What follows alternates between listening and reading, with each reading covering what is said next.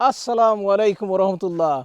So it's a cold winter's day. You might think that I'm completely bonkers, but I'm going to tell you why in this video, why February is a perfect time to start growing tomatoes. Keep watching, I'll show you exactly why I grow tomatoes in February, why I think it's a great time to sow them, and how you can get those early harvests. So outside my front door, I've got a tub of compost that I use for my seed starts. I did a video on Patreon explaining how I make my compost for my seed starts and the mixes that I use. So now I've got my compost ready. Let's get inside somewhere it's a little bit warmer and let's get these tomatoes started. So we're inside, it's a little bit warmer in here. It's better than being outside in that freezing cold. So every year we grow our tomatoes in February. We start sowing them in February because that gives us a nice long growing season, and tomatoes do like a nice long growing season. The traditional way of growing tomatoes is people will tell you to sow them in March and April, but for me that's a little bit too late. I mean, I like to grow them in February because we are blight prone, especially for us up north. We are blight prone. We do get blight quite early and we do get it quite bad. Last year was one of the worst years of blight I've ever seen. I mean, it completely hit us really bad. It damaged our tomatoes, our squash, it damaged our potatoes really badly. So in order to make sure that you get a decent enough harvest before blight season comes, and for us normally that's towards the end of August, the start of September, that's when it's really bad. Other points you do get flashes, so keep an eye out on blight watch for when blight's about to strike, but that's a point that's almost guaranteed that it's going to hit at that time, and it's not, it's going to be really bad at that point. Last year was the worst I've ever seen. It completely ravaged our outdoor tomatoes, our potatoes, even our squash. But on the plus side, last year, because we sowed them in January and in February, what we ended up doing was we were harvesting tomatoes by middle of June, end of June. We were picking tomatoes, we were regularly harvesting tomatoes. Every single day we were picking a few tomatoes, a handful of tomatoes all the way through. We've got loads of ripe tomatoes. It's time to pick these off. We'll start sourcing these or something. But just like this, I mean, just give it a wipe. Take a nice ripe tomato. Absolutely beautiful. So you can't buy that from the shop. And again, these look absolutely beautiful. Absolutely beautiful. Nice crimson crush tomatoes. We'll take these as well. So these are Outdoor Girl. Look at that. Absolutely wonderful. Beautiful. And that lasted right the way till the blight got us at the end of the season. So it's a really good idea to sow them now. And I'm going to sow my tomatoes. I've got loads of seeds out at the moment. So I've got quite a few different varieties here. I've got, well, they're cucumbers, they're not tomatoes. So we've got Amish paste, that's a really nice one, I like them. They're a plum tomato. Gigantimo, another really nice one. Gigantimo aren't the tastiest of tomatoes, but they're a fun one to grow, see how big we can get one. Marmande are quite a nice one. What else have we got? Crimson Crush, we've got a few seeds of those left. Crimson Crush is supposed to be blight resistant, but last year these got a blight just as bad as everything else. So we'll give them another go this year and see if they are actually blight resistant or not. Let's see what else we got. So we got them. Tomato Honeybee, they're a pretty tomato, but they're not very nice. They're a yellow tomato, but I don't think they're that great. We'll sow them for a bit of variety. I mean, there's one variety that I haven't ordered yet that I need to get ordered before it gets too late, is Sun Gold. Sun Gold are a really small, really tasty tomato, and that's one that I'm going to get. Monday I said those ones. What else we got? We got Yellow Pear, another quite pretty tomato, but not very tasty. Outdoor Girl, these produce some really nice big tomatoes. Again, it's another sort of beefsteak variety, but they're not. Yeah, but they're okay. They're okay. They're not that bad. Tigerella, classic tomato, striped tomato. They look absolutely gorgeous and they taste quite good too. Bangladeshi seed variety, Bangladeshi seed pack. Roton Raza is the variety. So these are another sort of hybrid type tomato. Sweet Million. Now they're the ones that I really like growing. They do fantastic for us every single year. They do absolutely brilliant. Now let's get these sown. This seed compost is just all homemade seed compost that we're using. Let's get that into these pots, and my trusty assistant can do the seed sowing. Okay, so grab some. Which one's that? Tigerella. Okay, let's do Tigerella first. Okay, Dave, can you make the labels for us then? Can I see how to spell? So we're going to spread the seeds kind of thickly. So we're going to sow them. So how many seeds have you got there? Just spread them out across there. Nice and...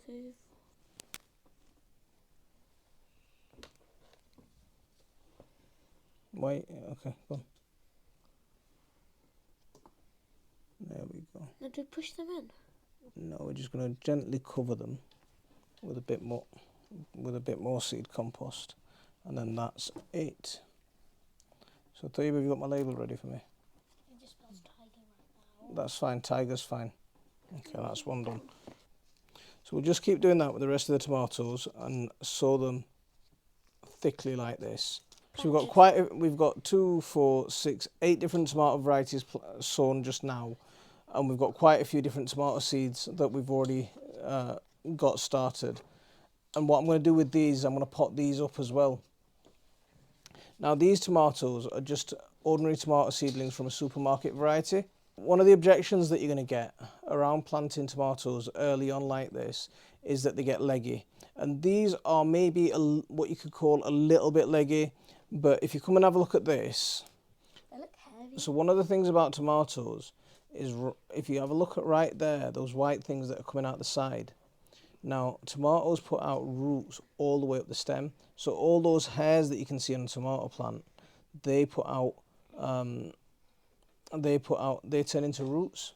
Now, if you do get tomato plants that are a little bit leggy, they're a really easy fix. I mean, all you have to do is just plant them a little bit deep.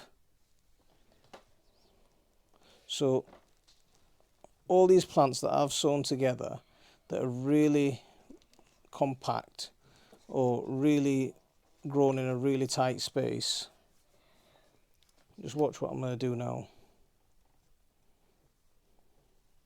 I think I saw a slug on the soil. See, a lot of people, they go by the conventional method of saying, oh, you have to plant your tomatoes in March, and there's a couple of famous gardeners that say that you shouldn't sow anything in January or anything in February. Now these were sown in January, and I'm going to show you. My birthday's in January. You'll get updates. You'll get updates of these tomatoes through the year. You'll be able to see these tomatoes being harvested very early on, way before anything else. And because we're up in the north of England, we need that head start. We just really do. This is why I like these pot noodle pots actually, because they're quite tall. Now all the way down that tomato plant, I'm just going to bury all of that, bury the whole stem. And all I'm left with is that tiny little bit at the top. Those seed leaves can go in as well. Now the key advantage to this is I'm going to have that much. See how much roots I'm going to have compared to what I would have alternatively. That can stay in there for another month quite comfortably before I have to pot it up. And you'll notice that I use my same compost that I started my seeds off to get this tomato going. While it's indoors, I don't want them to get way too big, otherwise they'll end up getting leggy. They will end up getting leggy and it will cause a problem. So now that we've got our seed sown, it's time to give it a good water. And I like to always give it a really good water at this stage. Make sure that the compost is fully wet. And I know a lot of people will tell you to bottom water. I'm a big fan of top watering, to be honest with you. I like to make sure that the plants get a good water now, and that way when I put these up, because these are going to go on the heated propagator, they don't dry out, and I'm not having to water for at least a week. And the thing about bottom watering is I don't like my pots and things Unless they're established shrubs or established plants, I don't like them being sat about in water, especially when it's really cold. And these are for the heated propagator now. So here we go, voila, like a waiter, just coming in with my pots. These are going to go into these heated propagators. On here, I'm expecting these to germinate within about a week, maximum 2 weeks. Tomatoes don't take a lot of effort to get them germinated. The heat just really helps them get germinated a little bit quicker. I'll leave the lid on overnight, and that humidity will help just keep the moisture in there for a little bit longer. In the daytime, I'll open it. Now that water that I've caught in my tray, don't waste it. Use that to water the plants again. So all of those tomatoes that are potted up, they're here as well.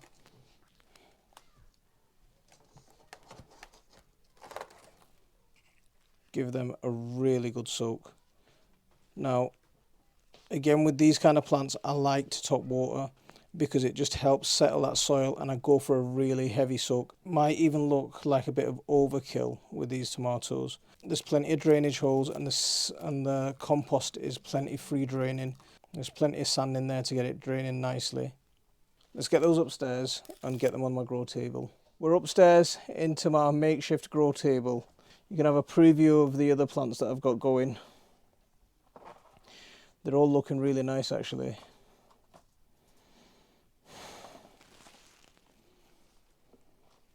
Now it's time to get these tomatoes into their place. Okay, so these tomatoes I potted up similarly about a week ago, and you can see how the soil levels dropped in this one.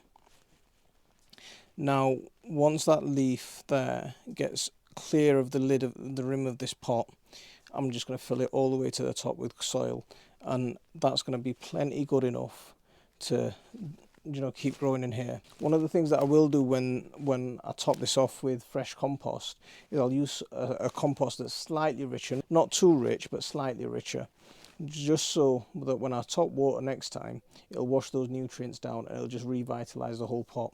It's very similar to the way I garden anyway, with the layering and the way I mulch and the way I feed from the top. That's a quick summary of why I like growing tomatoes in February and how to keep them growing so they don't get too leggy, and how to manage the plants effectively. What I'll do is I'll give you updates through the season on this table and the plants that are on this table. Yeah, don't forget to hit that like and subscribe for regular updates. If you do want to buy any of these chili plants, drop me an email. My email's in my about description. I also make videos on Patreon, so if you want to support us there, that's a great way of doing it. So I'm going to leave it there for this one. Assalamu alaikum wa rahmatullah.